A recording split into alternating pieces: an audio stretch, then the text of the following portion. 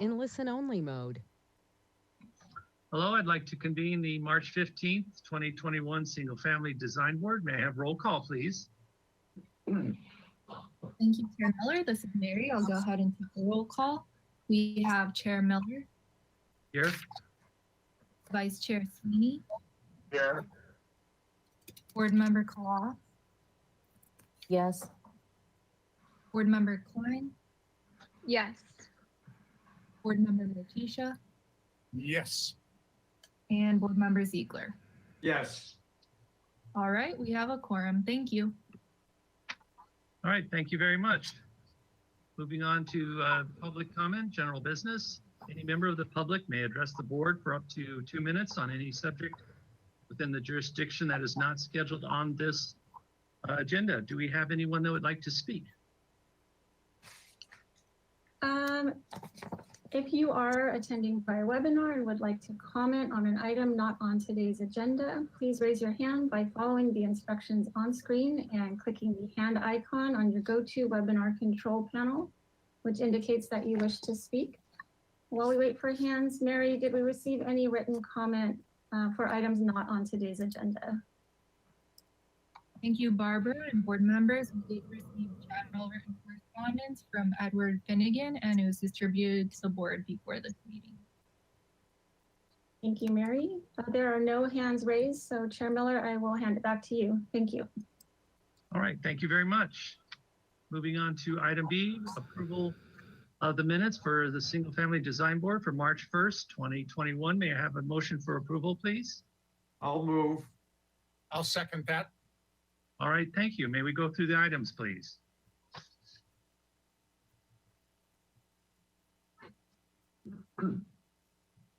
Item number 1 is, I just got new glasses, so sorry, I'm trying to figure this out.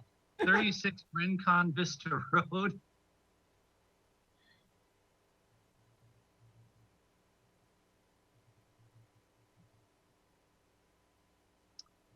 Hearing no changes. Item number 2, 549 La Marina Drive.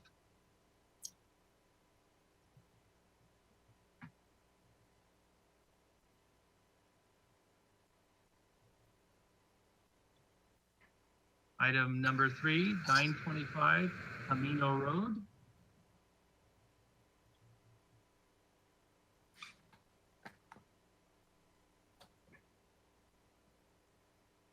Item number 4, 135 Palisades Drive.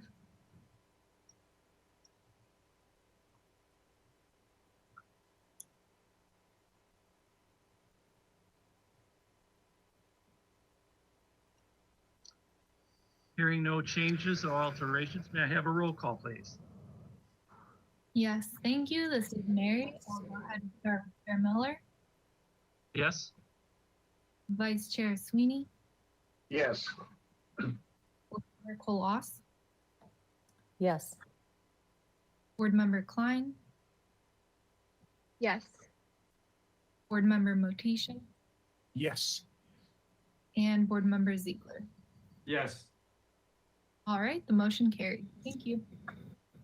All right, thank you very much. Moving on to item C, approval of the consent calendar for March 8th, 2021. May I have a motion for approval, please? I'll move. May I have a second? Second. Thank you. Thank you. Barbara, could you just go through the items, please? Sure. Item A was 2222 Gibraltar Road. The action was for final approval.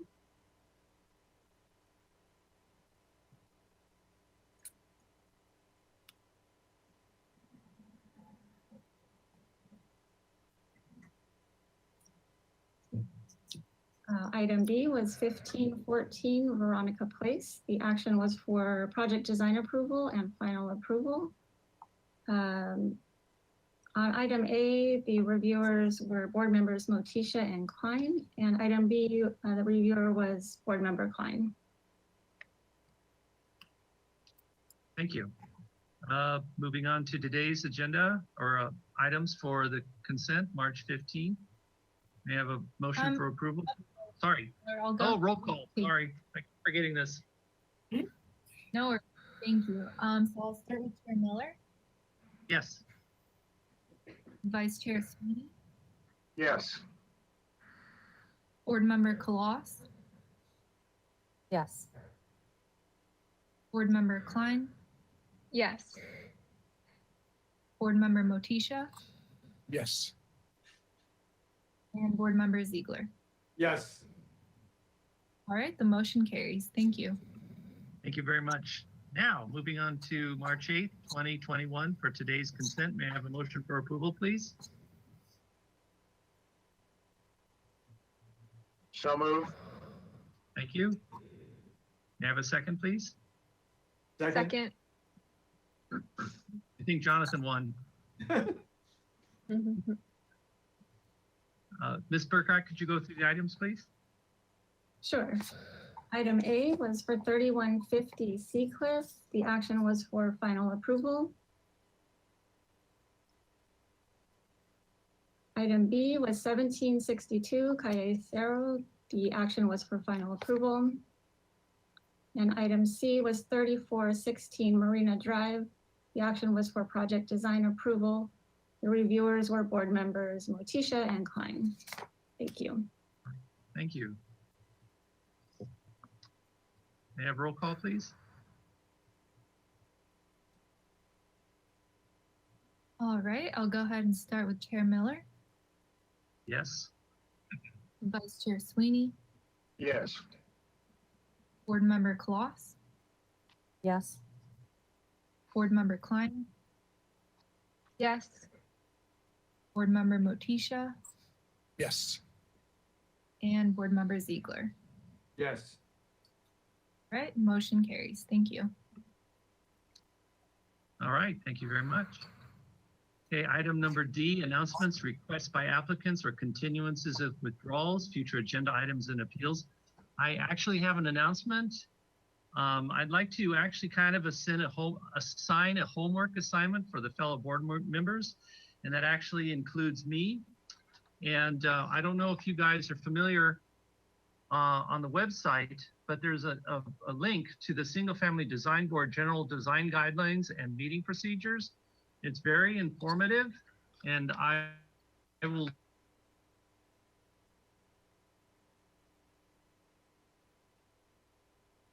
send you a link to it, the design guides and what the purpose of Single Family Design Board, but I'd like to read something really quickly that's on the site of what the Single Family Design Board is, because I think we kind of lose sight of what we're here for and what it's all about.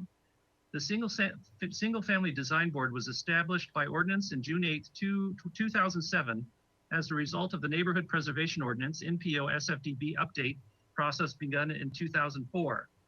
These guidelines were last revised by council on December 2011. The SFDB is composed of 7 members, 2 of whom must be licensed architects, 1 a landscape architect, 3 other professionals in related fields such as design, engineering, and landscape contracting, and 1 member must be from the public at large. The quorum consists of 4 members, 2 of whom shall be either a licensed architect or licensed landscape architect.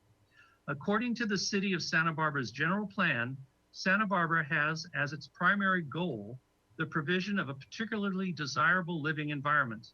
Single-family homes have long contributed to the character of many neighborhoods in the city.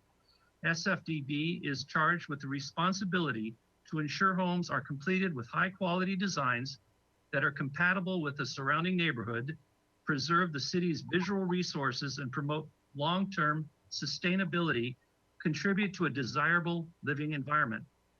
For further details about the goals of the SFDB in relation to infill within neighborhoods, hillside neighborhoods, neighborhood compatibility, and sustainability, see the introduction. And that's basically what this is. And so I'll send you the link. So I just wanted to kind of pinpoint that. And there was something else I wanted to say too, because it's constantly is an issue with this board.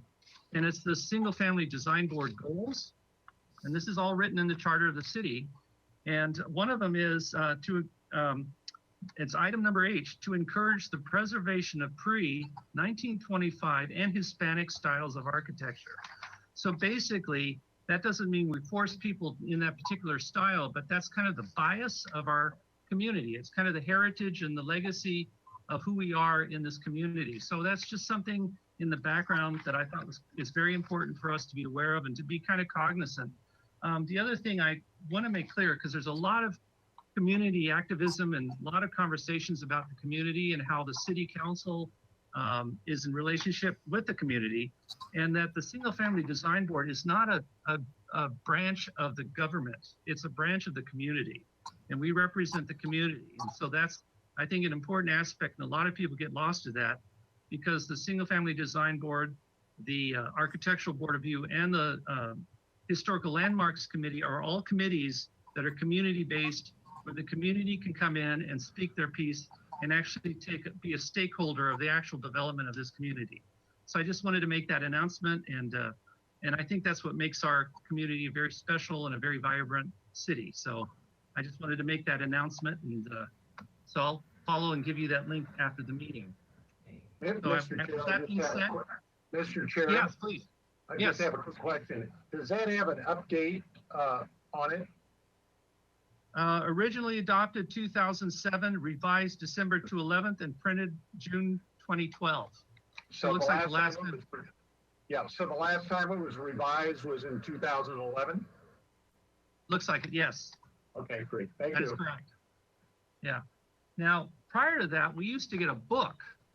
And I love these books because they have pictures, and I'm all about pictures. And they, they show you how to properly, the scope and size of structures, how they're compatible with the hillsides and stuff, and they're great. And I'm kind of sorry they don't have that anymore. But it's a very useful tool, and it kind of gives you reference, because many times we'll get projects on the board and we get lost in the shuffle, or, and this really can kind of ground you on kind of where you want to speak from in terms of your decisions about design. So anyway, Chair, enough on, both, yes. both sets of guidelines are appropriate for use by the SFDB. The single family residential design guidelines are still appropriate for you to use as you review projects. Do they have these available, Yes. these books? Oh, great. Wonderful. Highly recommend it. I also, if it's okay, Chair Miller, I just wanted to make you aware of a future agenda item. We have tentatively scheduled for our next full board meeting on March 29th to have Eva Ostringer with us from the City Attorney's Office to discuss public comment and the minutes. Oh, great. So I'll let you know about that. Thank you. All right, thank you. Well, enough on that. I don't believe, unless stand me corrected, we have any subcommittee reports? No, Chair Miller, none to, thank you. Okay, not hearing any. Let's move on to the agenda items.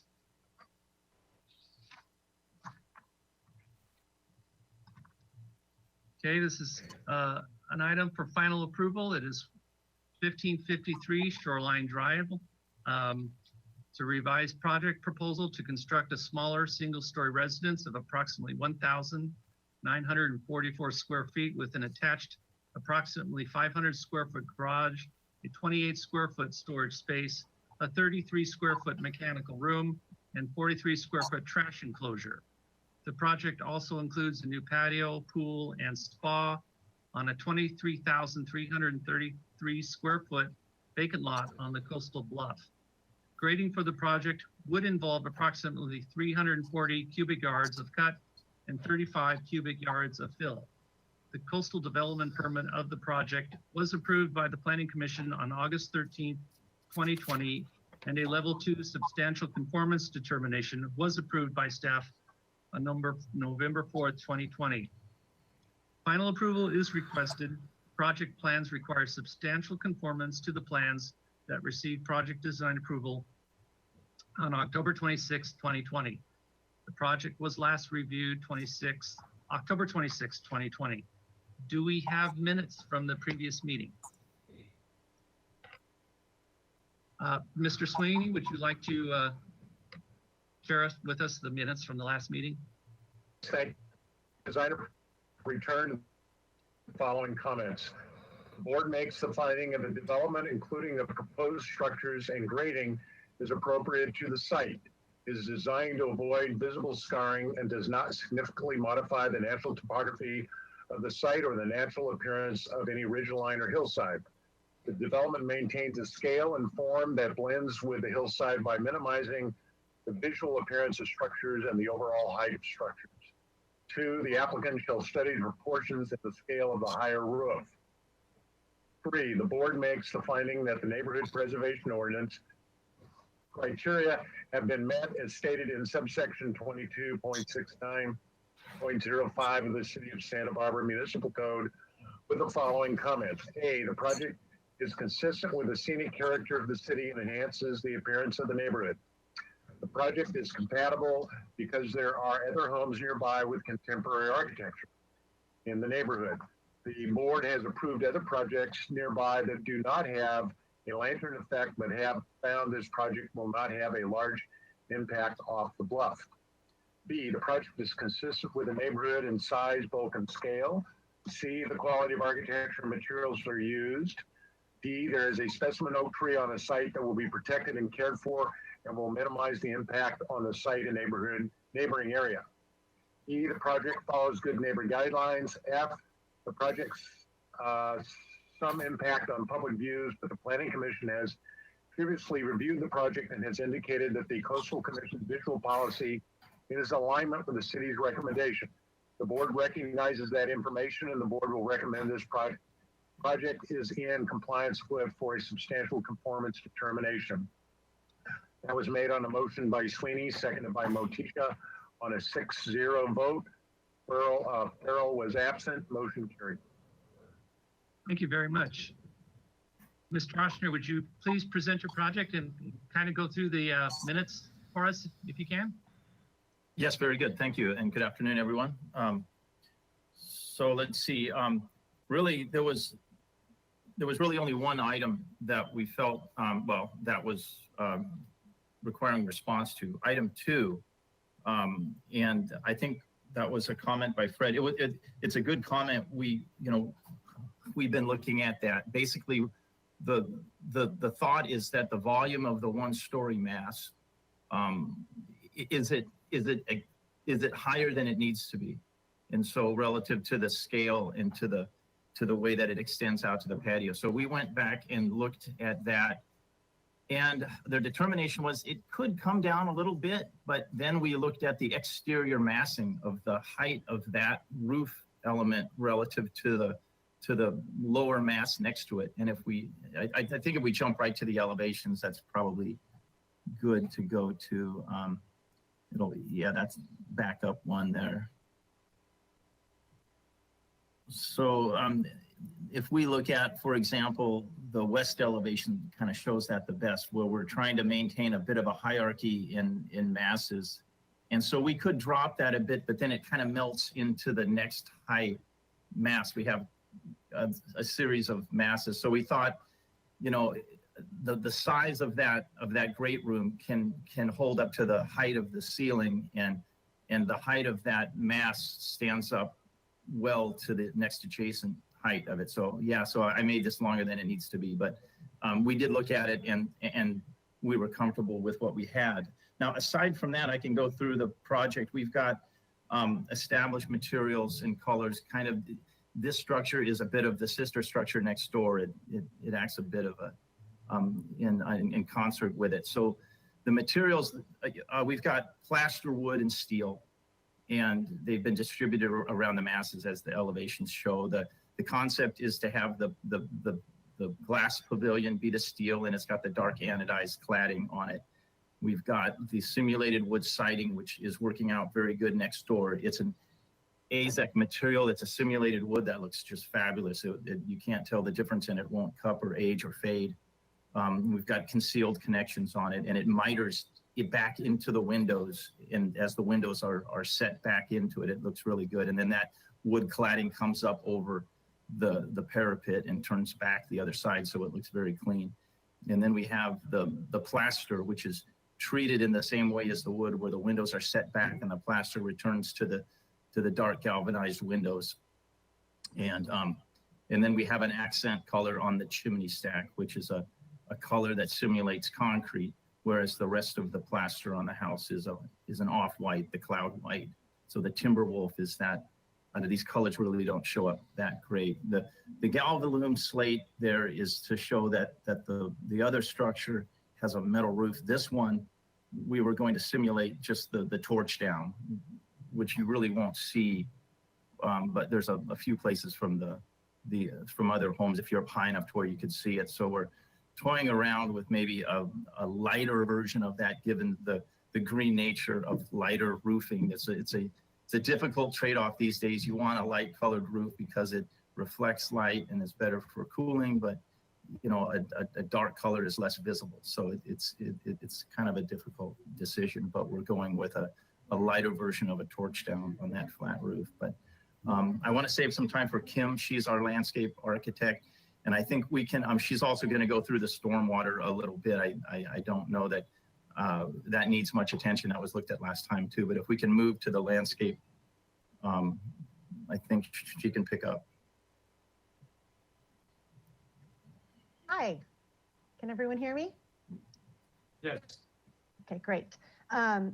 So at the upper right-hand side of the sheet, we have our material board for the landscape. And so you've seen the paver and the Mexican pebbles on the last go round.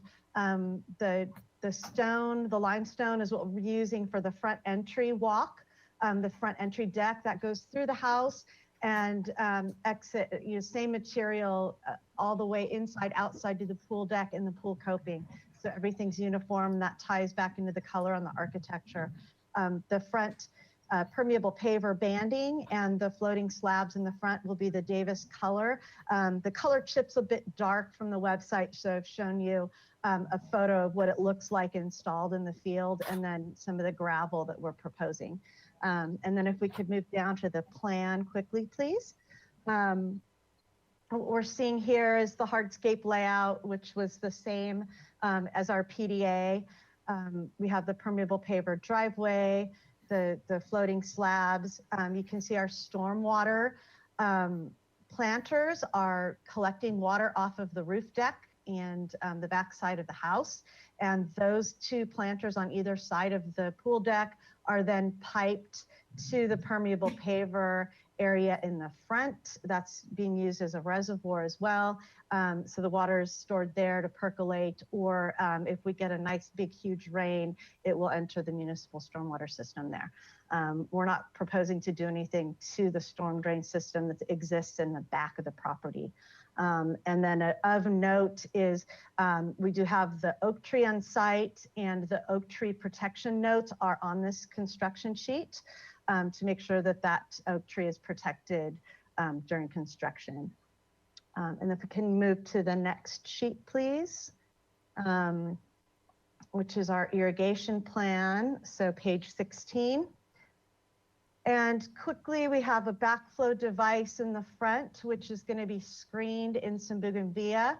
I have all of our irrigation is drip. It's all low flow irrigation. All of our valves are located behind or landward of the coastal bluff development buffer. And I have all of the main line basically on with the valves on that easterly property line, and it can drain to the existing stormwater system should something happen on those valves. But I do have a master valve and a flow sensor to shut that system off as required. So those are the highlights of the irrigation system. And our next page, which is 17, is the planting plan. And this is the same plant palette that you previously saw.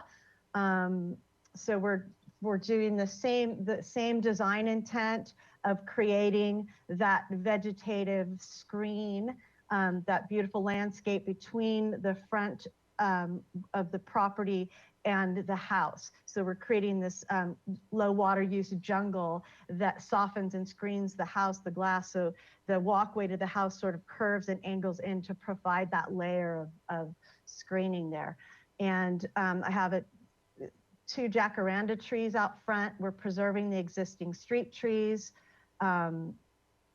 the two palms at the entry are king palms to sort of match what's happening in the streetscape around. And then we have the Kentia palms, a number of the Strelitzia Nicolai, some of our large low water use tropical bulb plants happening in front, different tree aloes, and different varieties of cycads, some large field grown ones proposed around the glass part of the house. So you have this beautiful layering of vegetation and screening tropical look around the whole glass pavilion. And that's carried through to the backyard where we have a African tulip tree, sort of doing the screening job between the two houses, but while still preserving the ocean views, consistent with the PDA set. And we're still have our low water use plants out back. We have a combination of our native shrubs, the Encelia, the Salvia, and some buckwheats along the bluff, screening our bluff fence, which is the same 42-inch high vinyl coated chain link fence. And that's all on a drip irrigation system that can be removed if needed. And so we do have drifts of native plants in the back. And then we're proposing an area of a water-wise native grasses mixed with 3 or 4 species of native wildflowers. So we have some the Achillea, the native yarrow, blue-eyed grass, lupin. So those things sort of green up in the spring when it rains, and it's a low water use. The Hachita blue grama grass that stays green through the summer. It's a cool season, or it's a warm season grass, and then we'll get our fall season where that can darken and go to sleep at the end of summer and into fall, so that we're not using extra water on that bluff, consistent with the policy. And then our next sheet is the lighting plan, which you have not seen yet. So this is all low voltage lighting consistent with night sky compliance. We have the cut sheets and photometrics up top. We're proposing a few of those palm downlights, and it's a ring that you can see on the left-hand side of the screen there that mounts at the top of the tree. And the light is designed to go in that fixture and then shoot down. And we're using those very sparingly on some of the palm trees to illuminate the walkway, to highlight the walkway into the residence, and then also for a little extra mood lighting on the deck. We have the path light, is a very contemporary, simple light. And then we have a couple of our bell lights, and we're proposing that perforated sheath light that goes up in the canopy of the jacarandas, so that we get like a very filtered, diffuse light up in the tree. And we've got one LED fixture in that. And if we can pop down to the plan, please. The way this is designed is I have a photo cell on off, running on an astronomical timer, running the front lights. So you can see we have those bell lights in the two jacarandas, and then path lights around the driveway. And then we have those down lights in the 3 palm trees leading to the front doors, the only location we have those to sort of help that navigation sequence into the house. The lighting that we have in the back is very simple. Again, we have the palm down lights around the pool deck on those palms there, sort of highlight the barbecue area and the steps down. And the lights in the back with the path lights and those palm lights are all on a switch that's run from the inside of the house. So those will only be turned on if needed. And again, this is all, you know, very, very low key and designed to just illuminate, very soft wash on the hardscape. So we're not looking like Hollywood or anything here. And then our next couple of sheets are just our construction details. So we have the tube steel fence that we've seen before, black to sort of disappear. And that's located on either side of the house. from the house to the property line to kind of enclose the backyard. And then our coastal bluff 42-inch vinyl coat chain link fence detail you've seen before. And those are really sort of the highlights here. And then the rest of the details are sort of standard. If we want to peek at them quickly, they're just standard irrigation step details and that kind of thing. So that really concludes our presentation for the landscape portion of the project.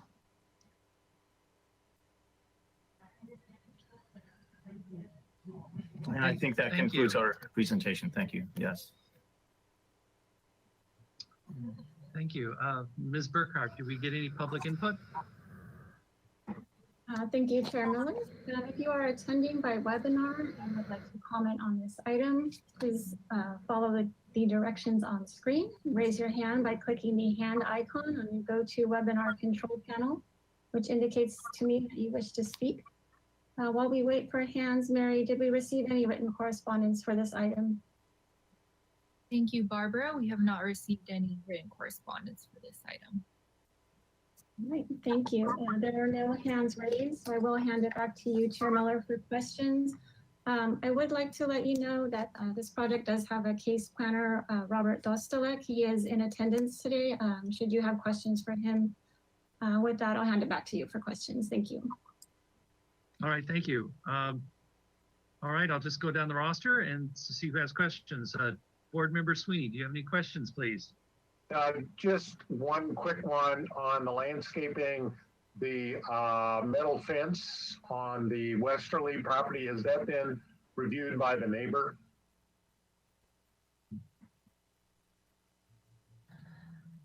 I don't. Oh, sorry, we're proposing to keep the existing fence that's on the property line. And we're only proposing to close between the trash enclosure, that pool equipment room, over to the fence. That's the only location where that fence goes on the west side. Okay, great. Thank you. All right, thank you. Board Member Kolas, do you have any questions, please?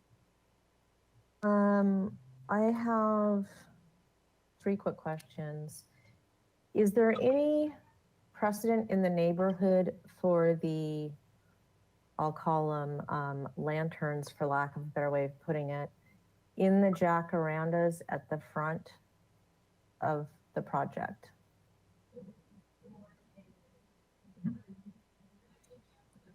I'm just thinking about this general area, Mr. Oshner. I'm just thinking about this general area in town, and if this is where I think it is, I think there are some street lamps there.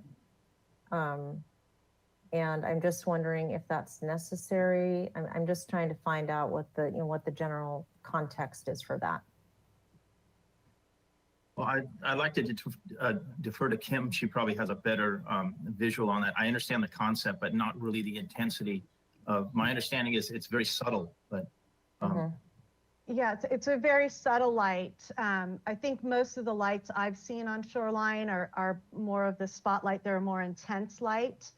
This is meant to be a little more diffuse and sort of romantic because it's got that sheath on it with the pinholes so that you're not seeing a bulb anywhere, and it just casts a very soft glow into the canopy of the tree to show the form and the structure of the tree, more or less.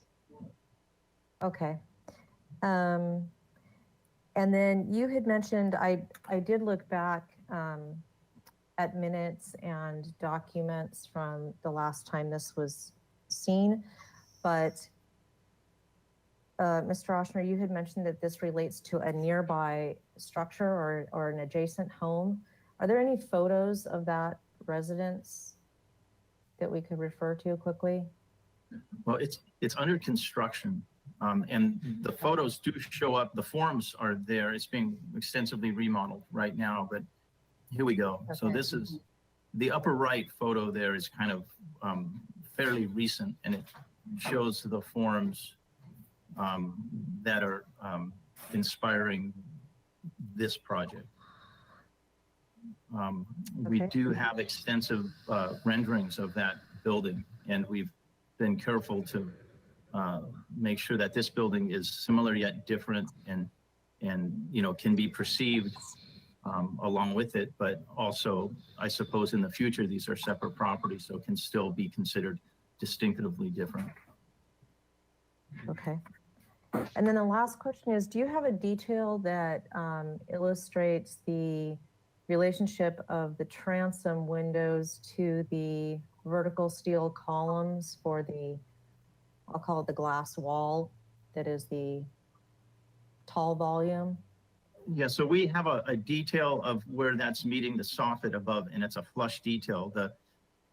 It's a little bit of a structural issue. That's interesting. That's the detail right now that we're debating on. So basically, we have a steel column, a 12-inch steel column, and we have these windows that are attached to that steel column on shims, and then it's being cladded. And the cladding material has been up for debate a little bit of what that's going to be. We're playing around with an anodized galvanized cladding on the main house fascia, which will be, ultimately maybe in a different thickness, will be used to wrap the steel columns that abut the window. But if we go one sheet beyond this, I think there is a similar detail, and there it is on the bottom. You can see the steel, and then the windows will be attached to it. Now that's up on the soffit side, but the columns will be fairly simple in the manner of their attachment, but then the clad, the metal cladding will look like it's one and the same with the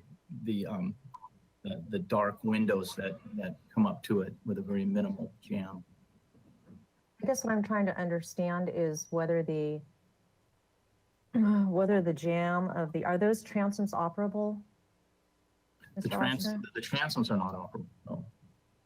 Okay, so I'm trying to understand the relationship of the column or the face of the column to the style of the transom window. Does that make So sense? I I'm trying guess to we can find out if start- those flush out or if there's a step back there. Just trying So to. what flushes with what? So if the face of the window frame is Mhm. set back on both sides from the column. Okay. So the steel column, if you will, there's a 12 by 12. And the metal window will be set halfway to the inside and halfway to the outside. So it's recessed, basically 4 inches on each side. Okay, so the column sits proud both on the interior and exterior. That is right, relative to yes. the, okay. Yes, Okay. exactly. Those are the only questions I had. Thank you. Thank you. Board Member Klein, do you have any questions, please? Yes, just one question for Kim. What is the stormwater planter height and material? Can we go to see the civil engineer's plan, which I think is the 4th sheet in the PDF?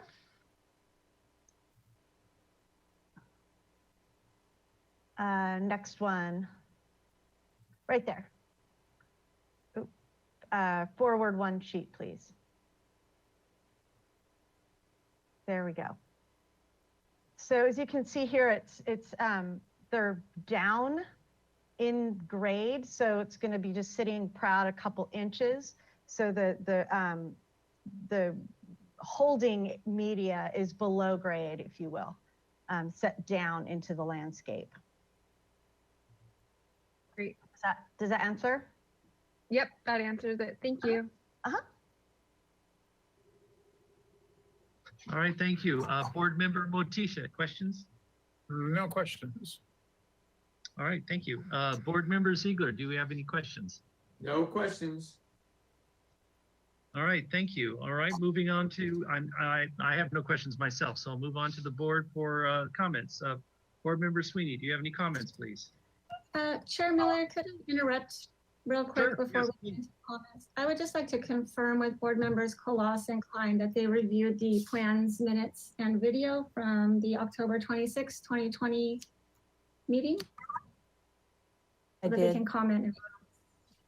Yes, Okay, I did great. as well. Thank you both for doing that. Appreciate it.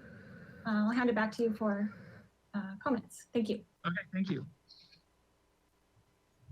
Fred, do you have any questions? I've got Comments? comments. Ready for comments? Okay. Yeah, just two.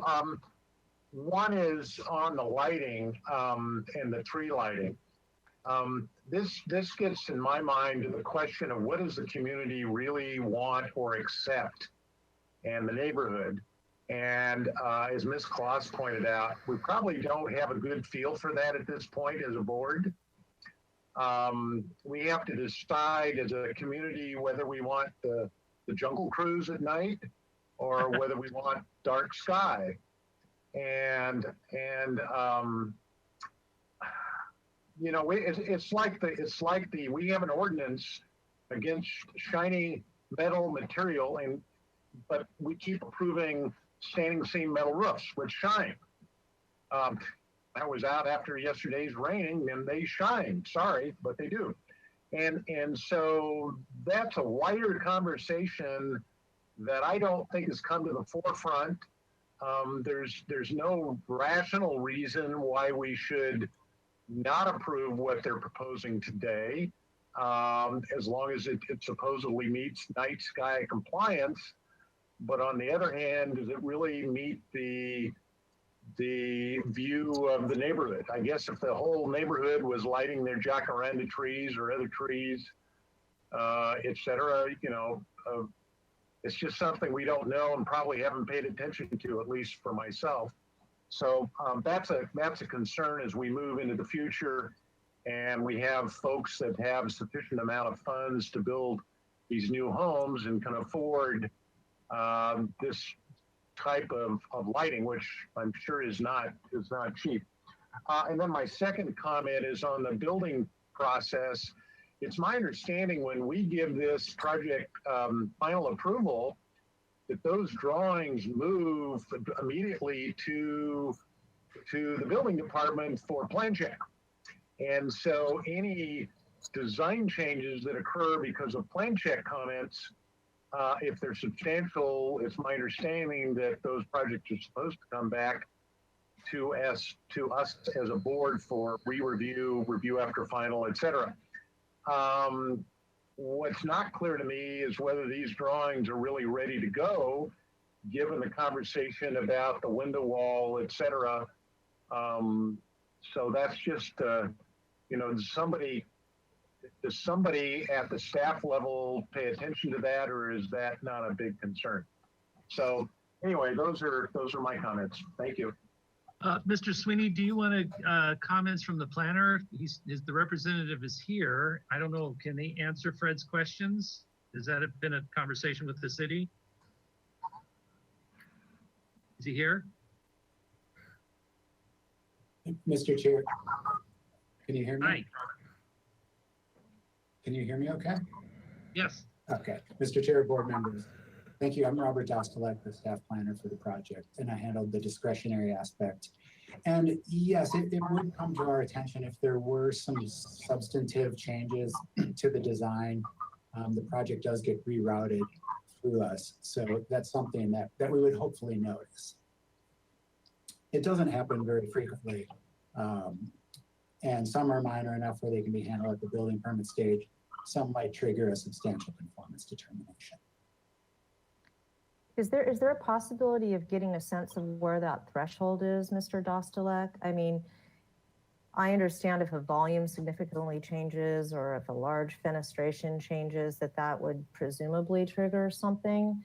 My concern is on a detail level, like the conversation that Mr. Oshner and I were having about this relationship of steel to windows, that may seem from somebody's perspective to be a nuance and an inconsequential change.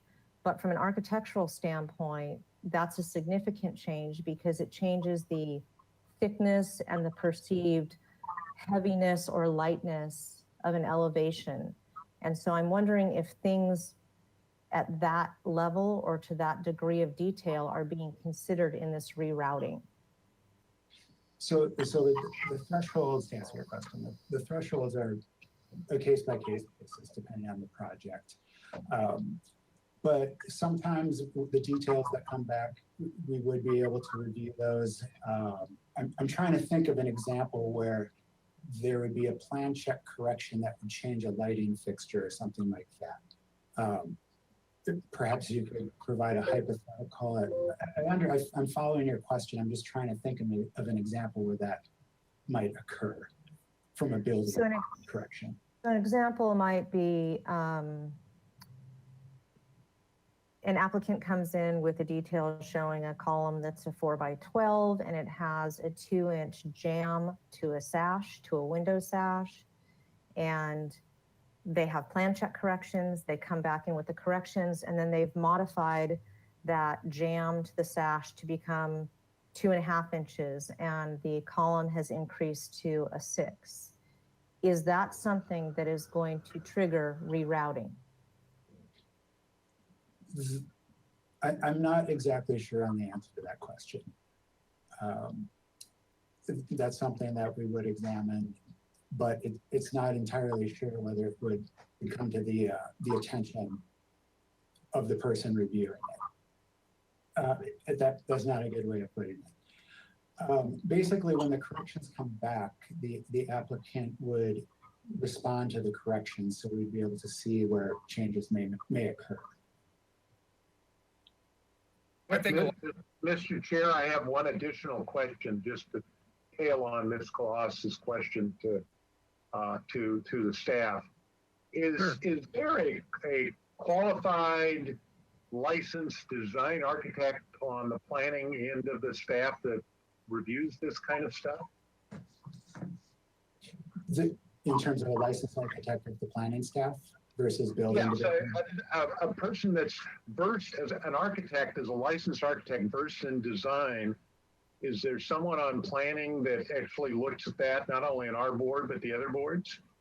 The only staff person that would fall into the area of architectural expertise that I can think of offhand would be Nicole Hernandez, who is our city's architectural historian. But to answer your question, staff planners don't always come from an architectural background for that type of discipline. And so staff planners aren't always an architect in terms of reviewing them for those types of features. I think a lot of those questions come about after construction and basically are done without drawings or without drawings that are presented. And what we have is a plan check who comes out maybe after it's done and decides that, oh, it's pretty close to the same thing, and I'm going to sign it off and ignore the fact that it changes the elevation quite a bit by changing the mullions or the vertical or horizontal parts of the windows. Not really much we can do about it, short of educating the plan checkers to watch out for those things and make sure that the plan checkers don't allow them to go unnoticed and unexplained. Chair Miller and to the board, the Building and Safety Department does have a licensed architect on staff. If a project was resubmitted with substantial changes, it would get routed back to planning for plan check. And, you know, in theory, we're doing our best work, and the zoning plan checker would also route it to design review staff to take a look and ask us if we feel this needs to come back for a review after final. Hopefully that answers your question. Yeah. I guess Well, I would just say that I think this is the conversation. I might that pipe in here based on my.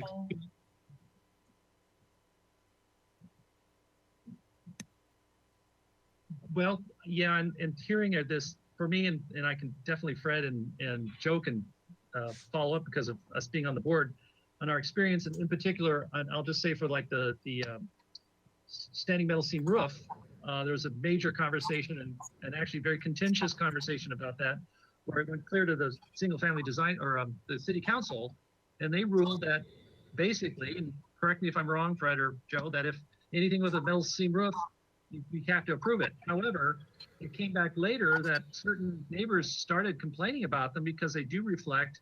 And so we had a subcommittee, and I know Ms. Burkhart was asking me about this. It ended up that the best final decision on that was a case-by-case basis on each home based on the neighborhood it was in which it was located. And follow up with you, Ms. Colossus, about the detailing of the windows. Here again, you may get an architect that prefers a certain type of mullion to another. So then it becomes a personal, preference, as opposed to, because it's very hard to standardize a lot of this stuff. That's what I'm saying. If that helps anything in this conversation. I guess what I was trying to drive at is that with this type of architecture, with modernist architecture, the detailing is critical, as in any architecture, really. And so to see a detail of the particular one that I asked is critical in my mind, because it speaks to how light or heavy that lantern is going to feel, and whether it is a successful modernist gesture, shall we say. And if we don't have the detail in the set that we are potentially approving today, then how can we be assured that this conversation that's transpired is in fact reflected in what's submitted to the building department or picked up in a plan check correction? And that's what I, as a board member, am trying to understand and ensure. Very good question. In fact, how do you feel? Do you feel satisfied? So are you saying you're not comfortable with the current detailing of this house? Is that perhaps what you're saying? Well, I don't think we have a detail through that particular item. So that would be one of my comments, is that I would either want to see that detail, or I would want to see the architect do everything that they can to ensure that those columns feel light in nature. In other words, the jam detail needs to be as thinned down as possible so that it does not feel thick where we've got two jams and that column between them. I think that's critical to this feeling correct, because when you look at the elevations, it tends to feel a little heavy to me. And I think that's part of the way the elevations are reading. I think if they read differently and we actually had a section cut through that, we would feel better about that, but we don't. So that's what I'm attempting to address here. Okay. Tom, do you have any comment on that, or? Yes, I do. So, I mean, the plans clearly show they're 12 by 12 columns. The plans clearly show that the windows are set in the middle of those columns. The plans clearly show what the material is around those 12-inch by 12-inch columns. And there's a detail that shows how the window gets installed flush up against that surface. So, I mean, in my opinion, that it's documented and it's here. There are cases when during construction things can, I mean, it's almost impossible to go through the construction of a project and not want to improve on something. The house next door, I came back to your board at least twice when those did happen. So, this is a very linear process here. We can't, I've got engineering going on right now that we've kept those steel columns at 12 inches. And the thicknesses of the elements here are very carefully looked at, and they match the details. So to think that there isn't going to be submittals during construction that going to slightly affect the methods and means of construction is not realistic. If the form, the shape, and the finished materials change, absolutely. But the means and methods, and I think that's really what we're talking about here, is what exactly is the makeup of that metal behind that, and what is the actual connection. And that's what the structural drawings are for. But I'm here to get the architecture approved so that we can move to the next level. If we don't get a final here, we're out 2, 3, 4 weeks until we can submit. We have our structural drawings done. As you can see, we've got everything else done. And we have made progress even since the drawings that you're looking at here, but it's more in the technical nature, what's behind the material finishes and colors that you're looking at. Thank you. Mr. Chair, may I chime in on this topic? Sure, please. I mean, obviously, I'm not the design professional, but just as a procedural matter, this comes up often. I appreciate. Trish, hold on. Could you please introduce yourself so we know who you are? I'm sorry, Trish Allen. I'm with Suzanne Elledge Planning and Permitting. I'm the planning consultant for this project. And I completely understand the concerns that are stated by the board, and want to make sure that as this project moves on and through plan check, that the details are meeting the expectations of what the board has approved. And I want to just offer a way to do that is really to communicate what you're seeing to staff in the way of a condition. So, or just communicating something in the minutes. So if the board is in a position today where they're considering granting final approval, the comments can be, and detail such and such on page X should provide for a particular aesthetic. As Ms. Kloss was explaining, it makes a difference in terms of the recess of the window and the look of the architecture. So I just wanted to offer that as a way of documenting what you're approving and what you'd like to see. And I think that flags that detail for staff when they look at it in plan check. Having been on both sides and having had to plan check these plans after they get a design approval and are going through the permit process, I appreciate, what the board is raising. You want to make sure you're going to get what you're seeing and what you've spent the time to review. So just wanted to offer that out. Thank you. I just have to say real quickly, I got from what Ms. Kloss, she's not clear on the detail and they weren't clear enough, but let's move on. I don't want to belay that any longer. Is there any more questions? We're moving on to Board Member Klein. Did you have any comments, please? I'm sorry, Chair Miller, I think we were on comments, were we not? We are indeed. Are you stunned? Yes, we are. We got into a large discussion. I really have just two comments. So one is I would like to see that particular detail included in the drawings. Thank you. And I would like to see that section kept as thin as narrow as possible. And I would specifically like to ensure that the jambs are set back from the face of the columns.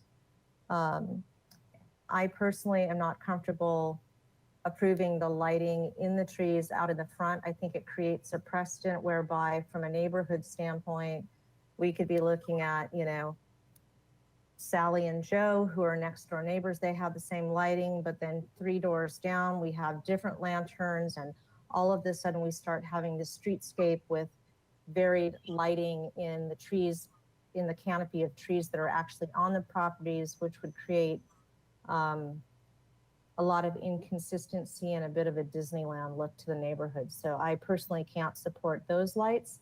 Everything else I think is great on the project. I think it's a high quality project. I think the landscaping is great. I have no other issues. Thank you. And I apologize. I lost track. So we were on comments. Fred, did you complete what you wanted to say? I'm sorry. No, I will have a comment during our discussion before we take our vote, but I'm done. Thank you. All right, thank you. All right, moving on to Board Member Klein. Do you have any comments, please? Yes, I really think the architecture and both the landscape are done very well. I really like both of their design work. I will say also the planting is done very beautifully, everything placed and the selection, it's water wise, but still provides that tropical lush feel.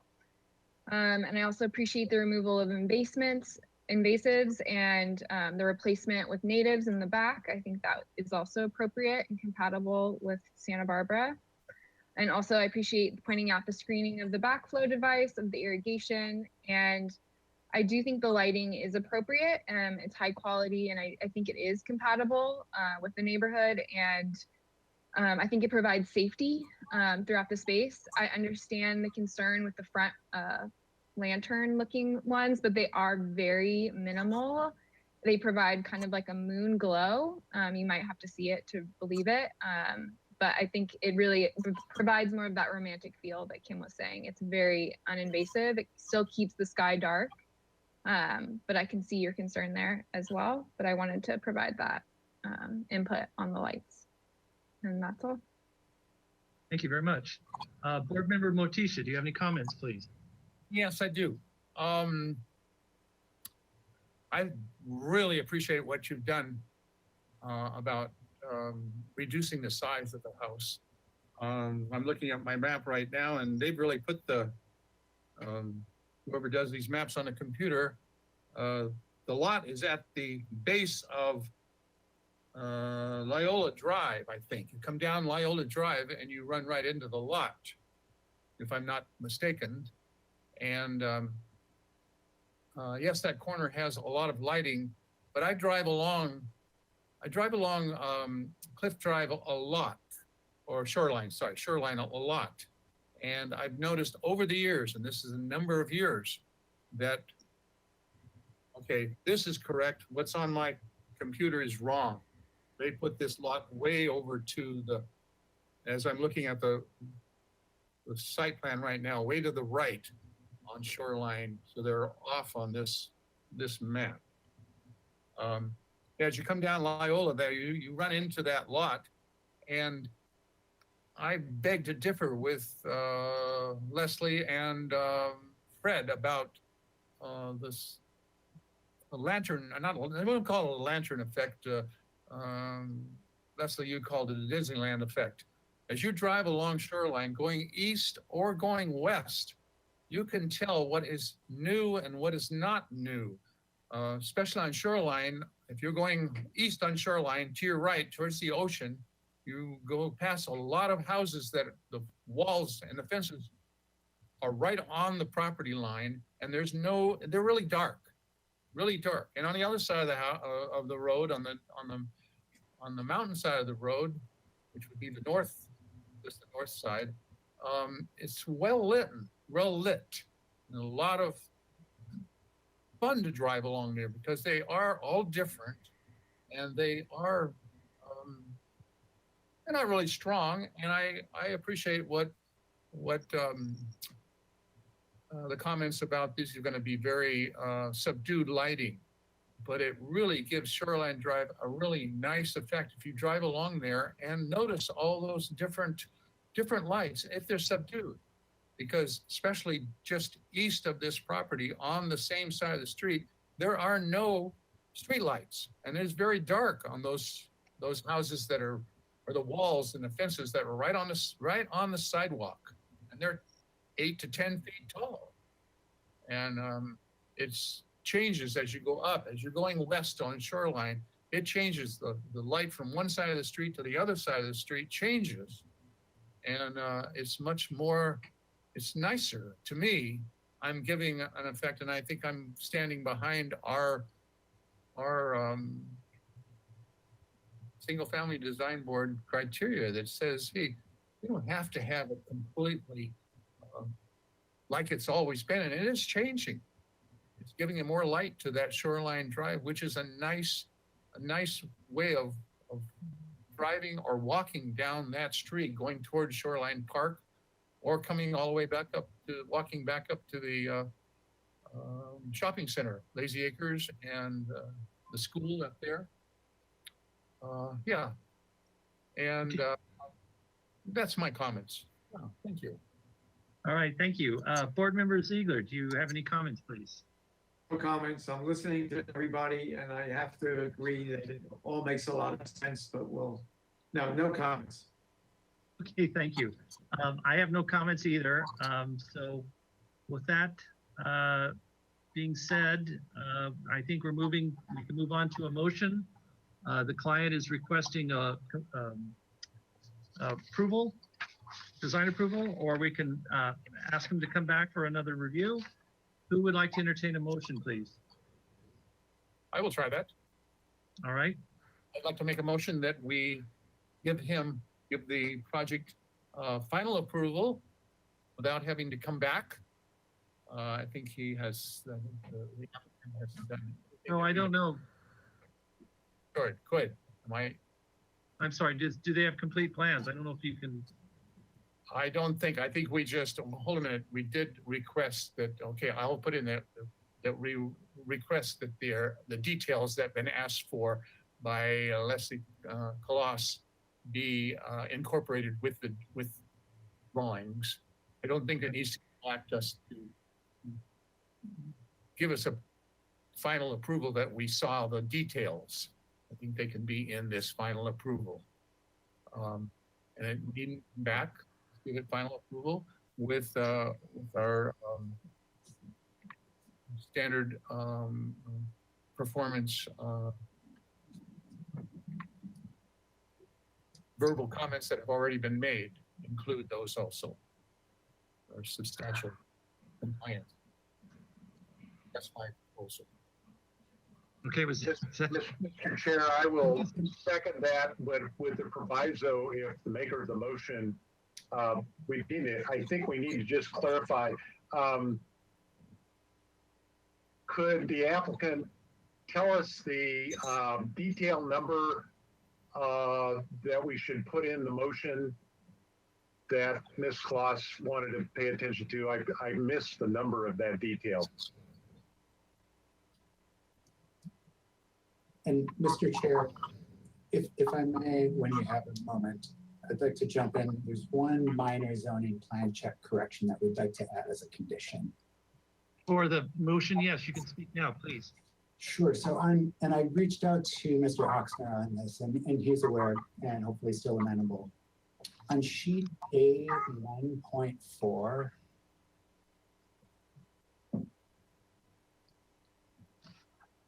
down in the lower part of the sheet where the roof overhang extends into the setback. Yes, exactly right there. So this is a very minor correction, no problem that it be corrected on the plan check set, is that the roof overhang extensions are only allowed to project 2 feet into a setback. So the only plan check correction is to eliminate 9 inches from that roof overhang. 9 inches. It's Mr. Excuse me. Yes. The appropriate protocol here is I am seconding the motion. I'm requesting that the maker of the motion accept a friendly amendment Yes. to deal with the detail on the columns. Let's deal with that first. That's what's on the floor. Thank you. So I'm trying to get Mr. Oshner to just give us the number of that detail, please. What sheet and what detail number? Yes, so that detail is detail 8, sheet 9.1, and that detail should be expanded to include the column detail of, Okay, this is so- the head detail, yes. Okay, so Joe, just to make your motion clear, we're referring to detail 8 on sheet, whatever that sheet was. So Mary, A9.1. So detail 8 on A9.1, that detail should have particular attention to its final configuration and also include a detail of the full column in its final form. So that should be what you're adding to your motion, Joe. Then if there is a second request by staff to deal with the modification, then that's a second friendly amendment to your motion. So if we could get the description of that read, and then I'd be willing to accept it as the seconder. I have a Okay. quick question. Hold on, I have a quick question, sorry. So this detail, does it also include the jam? Yes. Yes, this is, what we're asking for is a detail which includes the column, structural column showing the detail of this window. I understand, but it says, I'm just saying the title says head affixed head, not jam, it just says head. Right. But it's the jam and the head. So that's what I think we're requesting. Okay. Okay, and then if we can have the description for the issue on the modification. And to include in the motion that the overhang setback in the code only allows 2 feet overhang, and the drawings say it is 2 foot 9 inches. So cut the setback, or cut setback, cut the overhead back 9 inches so it does not protrude into the setback against code. So I will accept that addition to the motion. I just have one quick question to Mr. Ochsner. Do you understand what the ramifications are of that? Is that okay? Okay, you're muted. Tom, we do not hear you. We're not hearing you. Okay, I'm sorry about that. Yes, it's already been handled. Robert and I Okay. had the conversation some time ago. Yeah. Okay, Okay. great, thank you. All right, so I would endorse that second friendly motion as part of the motion. And those 2 comments need to be included on the drawings. So you, so you approve the seconder of the motion, Joe? Yes, I do. No, I think didn't. Fred seconded. Fred, Yes. And you approve it. You agree with it? I agree with that. Okay, thank you. Do we need to hear the motion, Mary? I can go ahead and read it back. If you please. I think- So, yes. So the motion is for final approval with the following comments. Number 1, the board requests that detail 8 on sheet A 9.1 shall have particular attention paid to its final configuration and include detail of the bulb column in its final form. And number 2, on sheet A 9.4, the roof overhang extending 2 feet into the setback, the applicant shall eliminate by 9 inches. Thank you. May I have a roll call, please? Now, Mr. Chair, discussion. Yes. Before you take roll call, please. Thank you. Do a discussion, yes, I please. just want the board to know that over the last several years, I have been lobbying both publicly and privately to encourage the city to engage and hire a project architect, a design architect on the planning side of the house. Just as we have Nicole Hernandez as the adjudicant for HLC, we don't have such expertise on the other planning side of that house. I do know in my conversations with Nicole that she will go out and look at details and issues that are under her purview at the Historic Landmarks Commission. But we don't have such a person doing that in planning on the other side. So I have been lobbying for a long time, but have not gotten any support to include that in budget considerations as they have been coming up. There's a budget review every year. They adopt a budget every 2 years.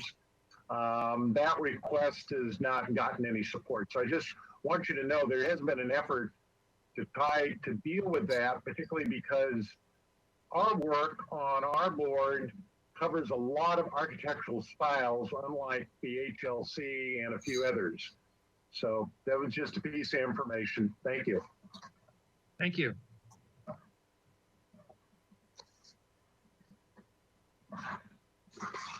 May I have a roll call, please? All right, I'll start with Chair Miller, Yes. Vice Chair Sweeney, Yes. Board Member Kloss, Yes. Board Member Klein, Yes. Board Member Motisha, yes. and Board Member Ziegler.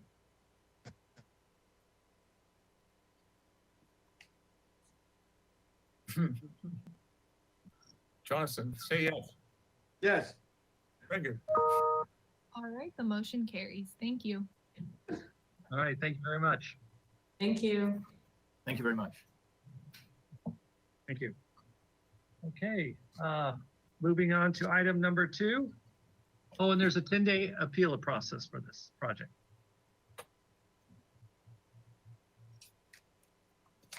Item number 2, 712 Arbolado Road is here for concept review.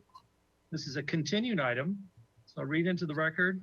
Proposal for 190 square foot first floor addition and an 869 square foot second story addition to an existing 2,589 square foot one-story residence. Staff hearing officer review of a zoning modification is required to allow a portion of the second floor addition to be located in the front setback. The proposed total of 3,748 square feet of development is 80% of the guideline maximum floor to lot area ratio, FAR. No final appealable action will take place at this hearing. Project requires neighborhood preservation findings and hillside district and slope lot findings. The project was last reviewed on December 7th, 2020. Do we have any minutes from the previous meeting? Mr. Sweeney, could you please share with us the minutes? Yes, the motion was made to continue indefinitely to the staff hearing officer for return to the full board with the following comments. The board encourages the current design approach as presented. The applicant is encouraged to proceed with the modification for the second floor. The 2 feet 4 inch wedge at the second floor into the setback is inconsequential to the aesthetics value of the architecture presented. The project will be ready for project design approval at the next meeting pending the outcome of the front trellis design. 4, the trellis design is too delicate and not of the same architectural language that's being introduced to the rest of the house and should be restudied. 5, show any landscape alterations and provide a conceptual landscape plan. 6, show colors, garage door, wood finishes, etc. That was on a motion by Sweeney, seconded by Ziegler on a 7-0 vote. Thank you. Ms. Arciniaga, would you like to present your project and review the minutes on that project? Yes, thank you. So I'm Megan Arciniega. I'm the project planner assigned to this, working with Barbara. This project is back before you because the scope of the modification has changed. So originally it was noticed as just the second floor portion, 2 feet of the second floor portion encroaching into the front setback. In our completeness review, what we discovered with the applicant is that the addition of the second floor and remodel of the house actually results in substantial redevelopment. So that is that enough of the house is being demolished that it counts as a new build per the zoning code. So that means the whole house, the first story portion that has already been in the front setback and received a modification back, I think in the 60s, is now needing to be approved again in its entirety because the zoning ordinance provides for non-conforming to be altered and upgraded minorly, but whenever you're doing substantial redevelopment or demo, the idea is that you would rebuild it to conform. For this application, we discussed that with the applicant. They went back and looked at it. In their efforts to try and avoid the modification and see if rebuilding outside of the setback was possible, they found that that would put too much constraint on the design. It's a sloped area. There's an existing driveway that they're working with, and the maneuverability of the garage and also the floor plan that they're looking to achieve doesn't really accommodate setting the entire structure back. So they are asking for the modification to be applied to the whole house and approved in the front setback in its current, essentially its same footprint. And so we have changed the scope of the mod, we have renoticed, and we need your comments before we return to the staff hearing officer for their action. And if you have any questions regarding that process, please let me know. I hope that was clear enough.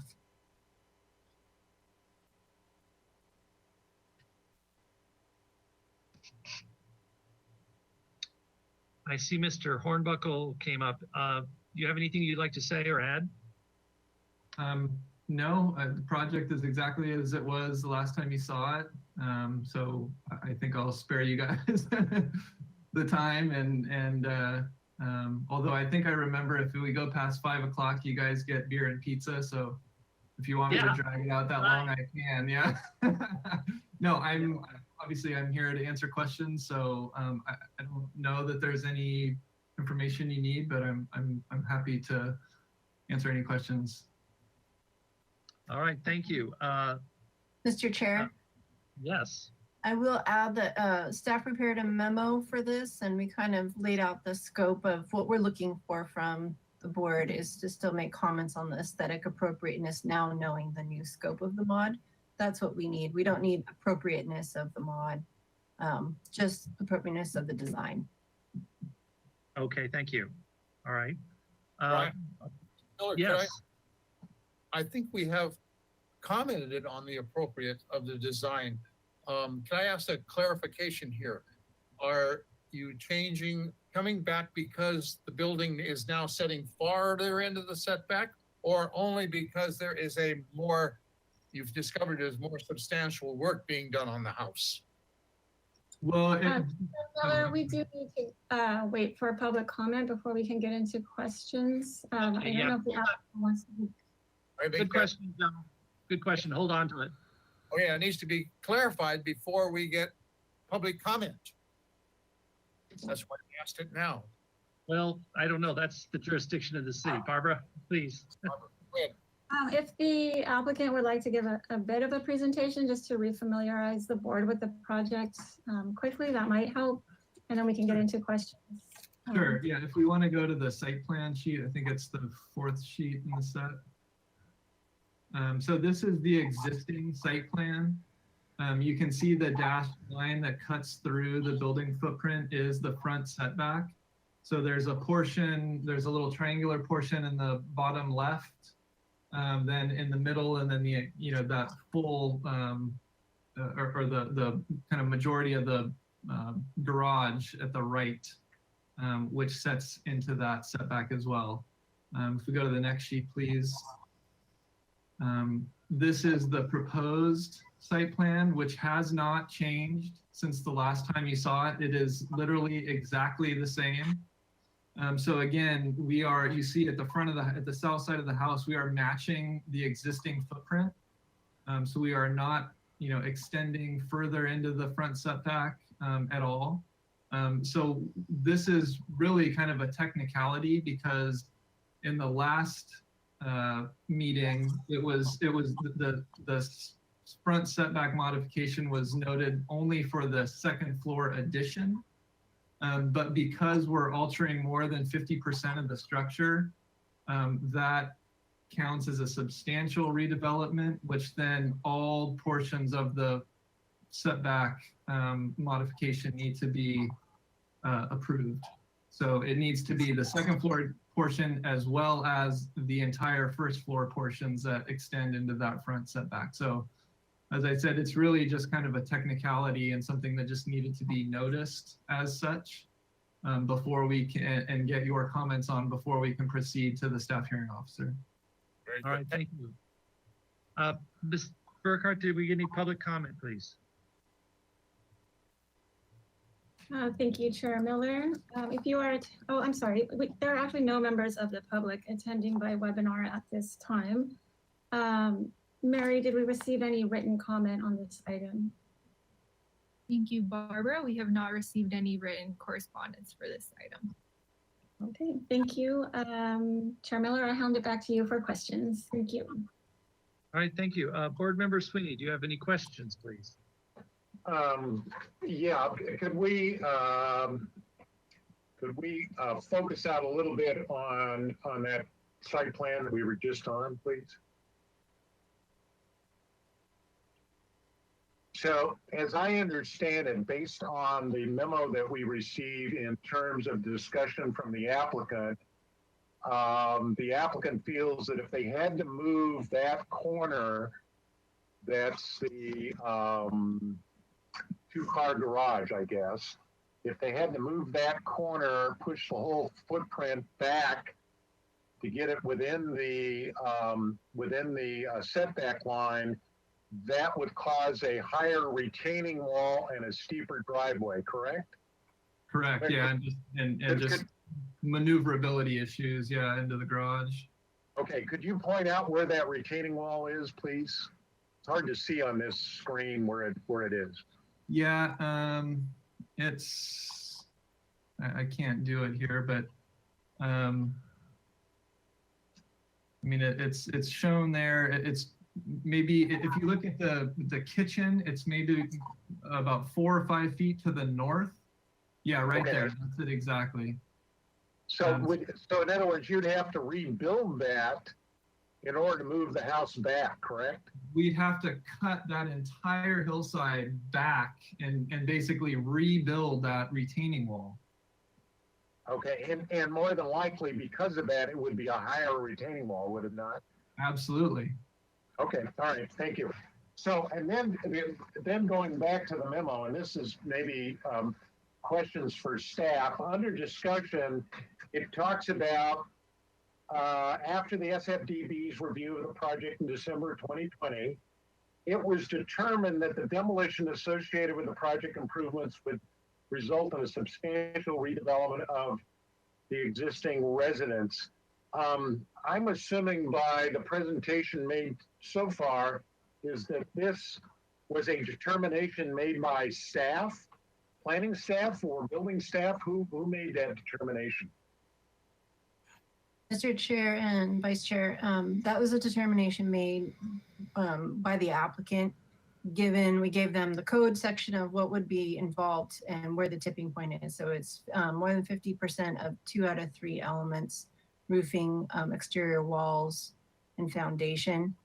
And through his review of the plans and the demo plan and what he submitted to us as a demo plan, we agreed that it is substantial redevelopment. Okay, thank you. And then further in that discussion, in the second paragraph, the FAR was described in the project description as 80% FAR.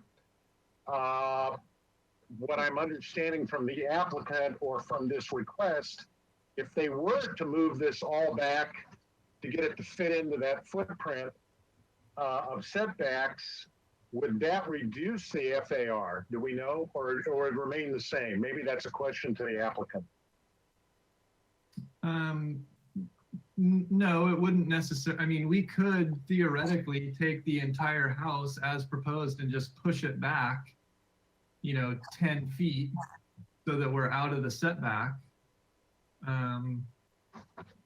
So theoretically the FAR wouldn't change, but if we're going to be, completely relocating the house, there'd probably be, a different design and likely a different FAR, if that makes sense.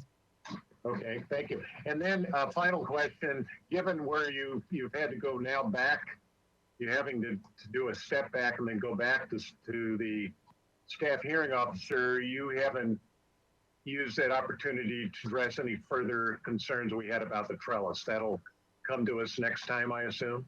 Yes, we have to go to to staff hearing officer before we can come back to you for preliminary design approval. So when we come back for PDA, we'll have a landscape plan and some of those additional details that you've asked for. Okay, thank you. That's all my questions. Thank you. Board Member Colas, do you have any questions, please? Is there a demolition plan that's a part of this set? Yes. Could we take a look at that? I'm interested to having a better understanding of how many exterior walls of the existing home are actually going to be removed. All right, it's the next, yeah, there it is. So essentially, the garage remains. The center portion of the house there is where the second floor addition goes. And then we're pushing the house just out to the north a bit, which is the top of the page. And then the living area, kitchen area on the left, we're raising the plate height on that. So because of that, that's what essentially kicks us into that 50% threshold, which is what I wasn't aware that would, replacing, making the roof taller and replacing the roof would necessitate that, us breaking into that 50% threshold, but that's what the difference was. So from what I'm seeing here, I just want to make sure I'm seeing this correctly. It appears to me that I'll call it the westerly wall, the one on the left of the page, remains, although there's fenestration changes occurring there. No, that's shown as dashed. Okay, I'm having a hard time reading it just because it's difficult to read what is solid and what is dashed. Is there a way that staff could zoom in possibly? Yeah, see where the garage is? It has a gray poche to it. Yes. That's to remain, and the dashed white walls are, to be demoed. So the only walls that are remaining then are these 3 walls of the garage? That's correct, but we're maintaining the footprint, the existing footprint of the house. So are you reusing the existing foundation? Hopefully. I mean, we don't have, engineering drawings yet, but that's the intent, to as much as possible. Okay. And the house is the house is a raised wood floor, and the garage is obviously a slab on grade. So that's why we're maintaining the garage footprint, so that we don't have to deal with that grading and retaining, etc. So. Okay, that was the only question I had. Thank you. All right, Board Member Klein, do you have any questions, please? No questions. Thanks. Thank you. Board Member Motisha, did you get your question answered? Yes. I'm Mr. Hornbuckle, I applaud your honesty and coming forward with with more comments from us and having to come back.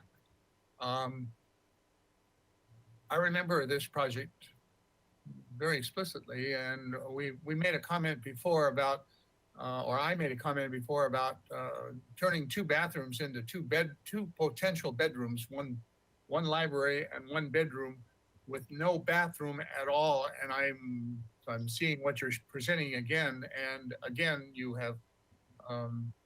My question is, you are not going to provide the 2 potential bedrooms with a bathroom of their own. This is the existing plan. No, I'm talking about the proposed plan. The proposed plan, there are no bathrooms for those 2 potential bedrooms. Understand what I'm asking?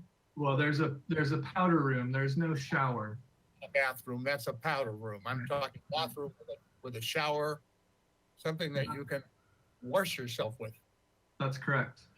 Okay, I'm just, we brought it up once before just to say, if we lived there, I won't take it any farther. That's a personal. Thank you. Understood. Board Member Ziegler, do you have any questions, please? No questions. I'm okay. All right, thank you. The question I have,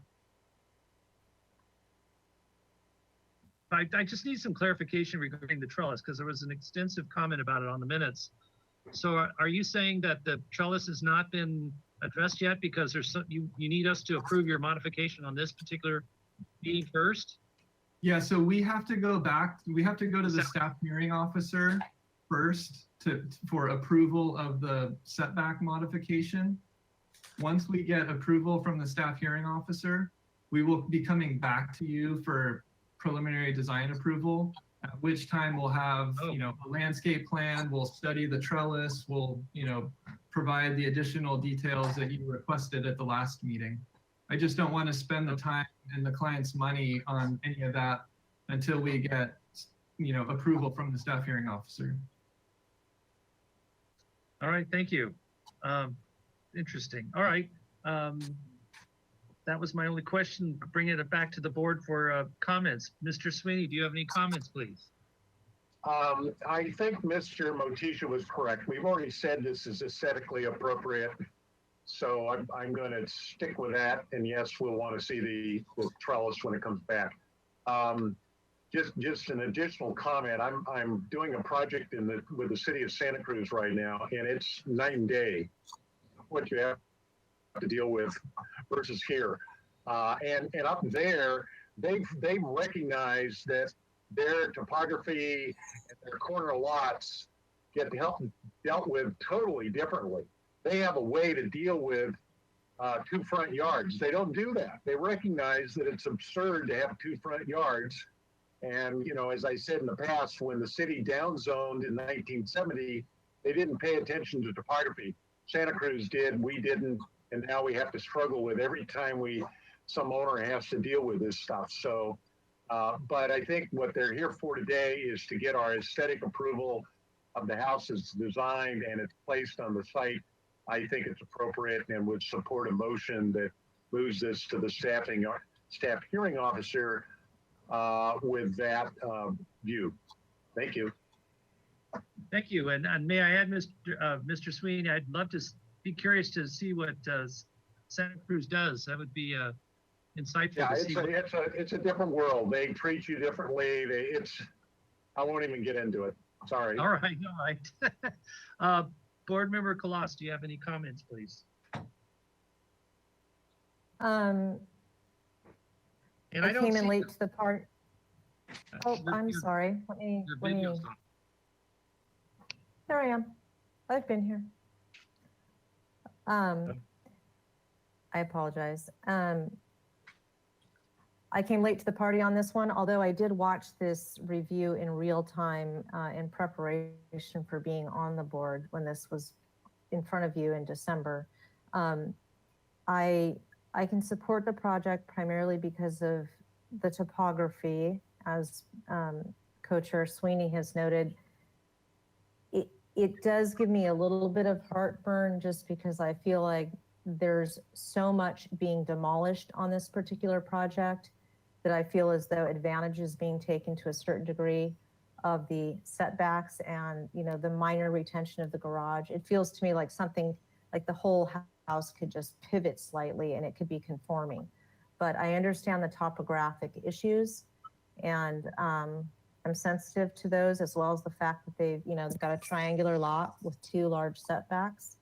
And I can support the project as designed. Okay, thank you very much. Board Member Klein, do you have any comments, please? Yes, I just want to confirm that I did watch the previous meeting, the December 7th meeting, to comment today. And I agree with Vice Chair Sweeney and Board Member Kalas and would support the project as well. All right, thank you very much. Board Member Motisha, do you have any comments, please? Yes, I also support the project, and I would like to see their next presentation in the future when they come back to, as we are looking at this elevation right now, it is obvious that the trellis is too light for the project, and I want to encourage them to change that in some way. Thank you. All right, thank you. Board Member Ziegler, do you have any comments, please? I agree with Mr. Motisha about the trellis, but other than that, I agree with the project. All right, thank you. I'm pretty much in agreement with what everyone has just said. So with that being said, can I please have someone entertain a motion? And the motion is the verbiage regarding the request for a modification, if that is something this board so chooses.